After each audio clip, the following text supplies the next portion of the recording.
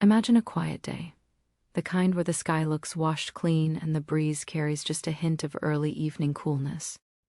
That was the kind of Thursday it was when everything began.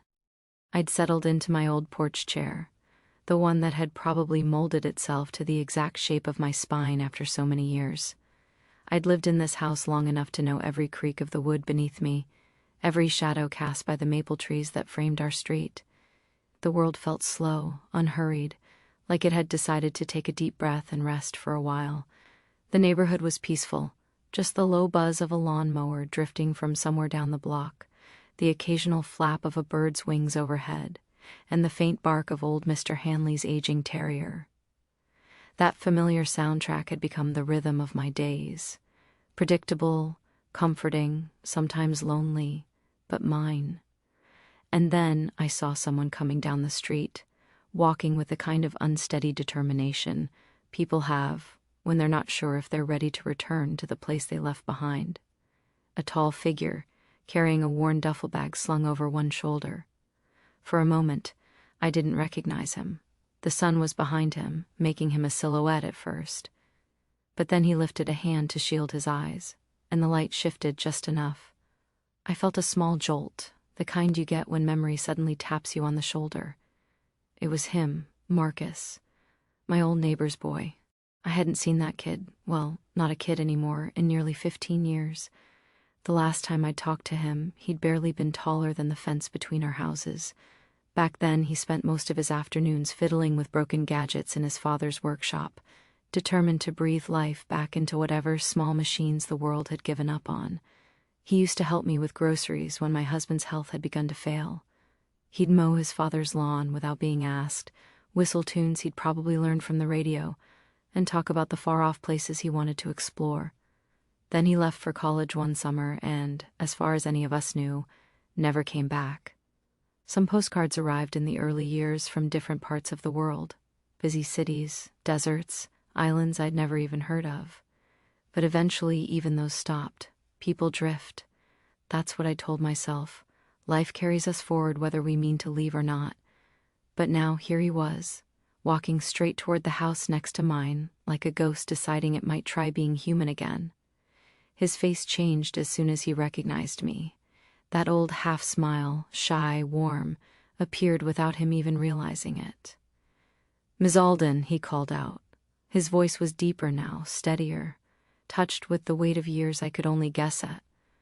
I stood up, surprised at how quick I moved. "Well now," I said, laughing despite myself. "You certainly grew into your shoulders, didn't you?" He let out a soft laugh, rubbing the back of his neck like he used to whenever he felt unsure. "It's been a while." "You don't say," I replied. "Come on up here, before your legs give out on you." He climbed the steps, and the porch boards groaned beneath his boots. Same old sound, same old house. But everything felt different somehow. He set his duffel bag down gently beside him and sat on the swing beside mine.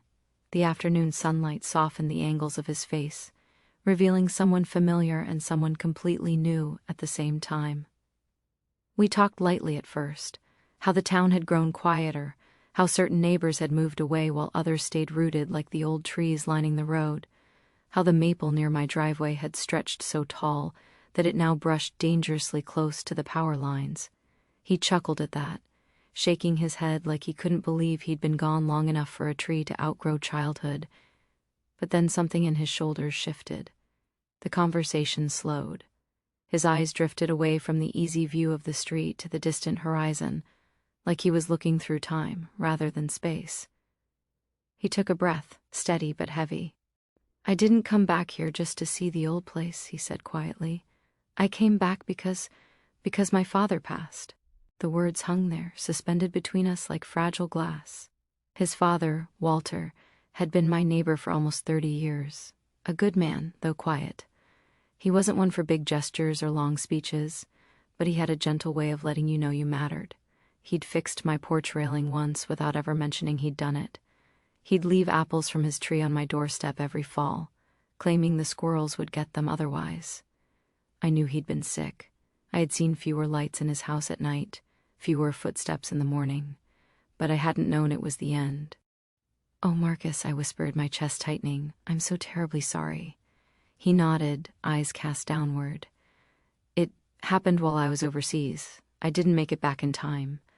What do you say to someone who missed their last goodbye? Words never feel big enough. The wind chime that hung beside my door, the one Walter had made from copper pipes decades ago, swayed gently, letting out a low, soothing tone. It almost felt like his voice drifting back into the world to comfort his son. Marcus exhaled slowly. I didn't realize how much I missed this place until I walked down the street again. He gave a small, almost embarrassed smile. Everything is smaller than I remember, but somehow it feels exactly the same. I know that feeling, I said. Sometimes the streets hold our memories better than our own minds do.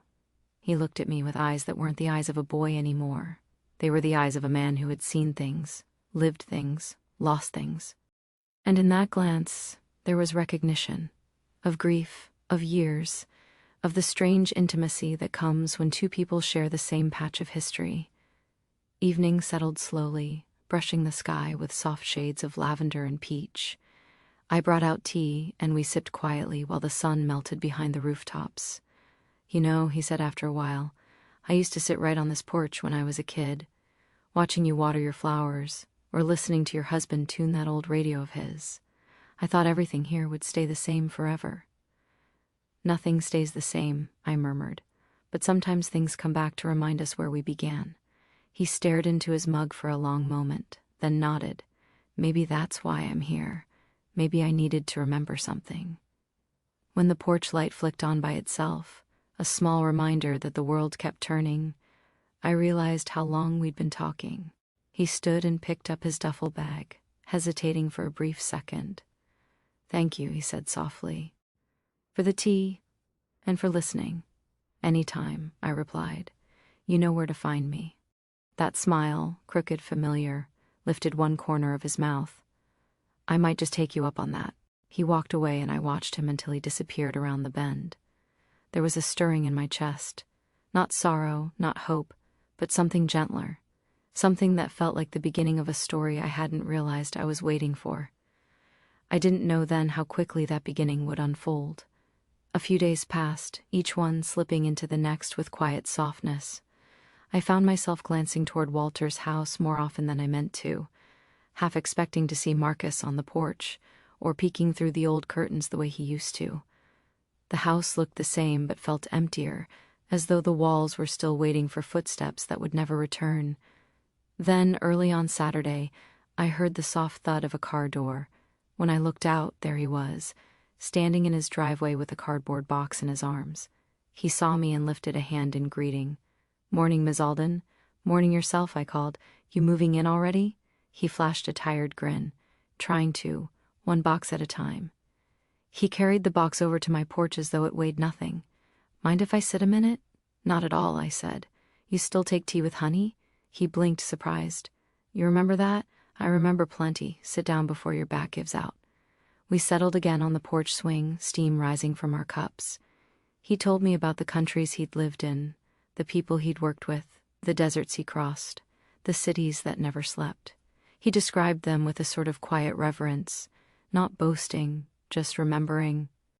But he always circled back to this street, to the sound of cicadas in the summer, to the smell of fresh-cut grass, to the way the sunset dipped behind the row of houses like a curtain falling at the end of a long day.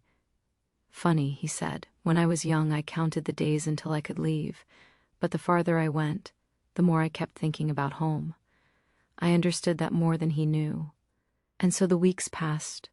Marcus became part of the rhythm of my days the way sunlight becomes part of a morning. I'd glance out my window and see him repairing an old shutter or sweeping his father's porch.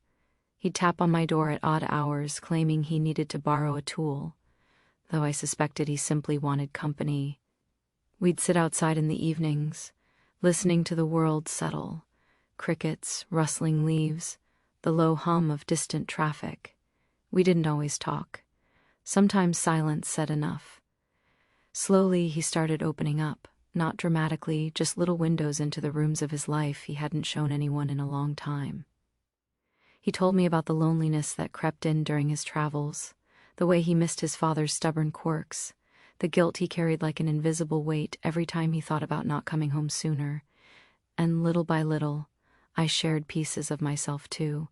How losing my husband had left the house too quiet, how the days had blended until they barely felt distinguishable, how sometimes the world felt like a book I kept reading long after the story had ended. A quiet friendship formed, steady as the seasons turning, and then one chilly afternoon, everything shifted. Marcus knocked on my door holding a small wooden box he'd sanded until it gleamed. When he opened it, I saw a wind chime, handcrafted from copper and polished wood, nearly identical to the one his father made me years ago. "I found his old tools," he said softly. "Thought I'd make something that felt like him." I traced the frame with my fingers. "It's beautiful," I whispered, but he wasn't finished. "There's something I should have told you a long time ago," he said. "When I was young, you were one of the only people who really saw me. You asked how I was. You listened. I didn't forget that. I guess I came back to return what you gave me.